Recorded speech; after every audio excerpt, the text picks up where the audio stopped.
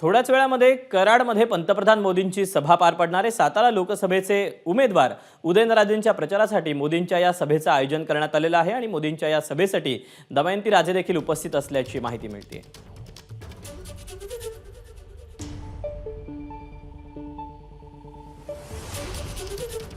मोदी यांची सातारा लोकसभा मतदारसंघामध्ये उदयनराजे भोसले यांच्यासाठी जाहीर सभा होती आणि या सभेला उदयनराजे भोसले यांच्या पत्नी दमयंती राजे देखील आलेले आहेत। तुम्ही कसं बघताय आता उदयनराजे साहेबांसाठी ही सभा होती मोदींची, काय अपेक्षित आहे या सभेमधून?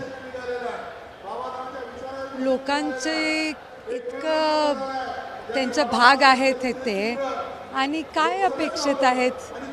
प्यार, सम्मान, आदर आणि लोकांना उत्साह आहे तर ते उत्साहाला आदर देऊन मोदीजी आलेले होते आणि इतकं विकासाचं काम मागचे 5 वर्ष झालेलं आहे तर काय अपेक्षा नाही आहे। सगळे उदयनराजे आणि मोदींचे चाहते और प्यार करने वाले लोग हैं और उनको वो सपोर्ट दिखाने के लिए यहाँ पे आए हैं और कुछ अपेक्षा नहीं है।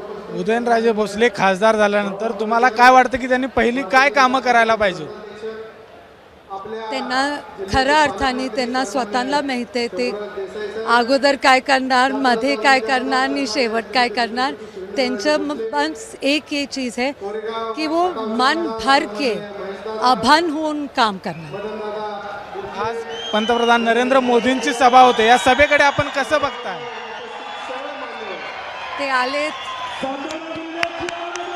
तर आपण बघितलं की या ठिकाणी उदयनराजे भोसले व्यासपीठावर आलेले आहेत आणि सगळ्यांना अभिवादन आहे ते त्यांनी केलेलं आहे। या ठिकाणी जर बघितलं तर खूप लोकांच्याकडून अपेक्षा आहेत आणि त्या अपेक्षांची पूर्ती उदयनराजे करतील अशा पद्धतीची भावना, अशा पद्धतीचं अपेक्षा आहे ते या ठिकाणी त्यांच्या पत्नी आहेत त्यांनी व्यक्त केलेली आपल्याला पाहायला मिळत आहे।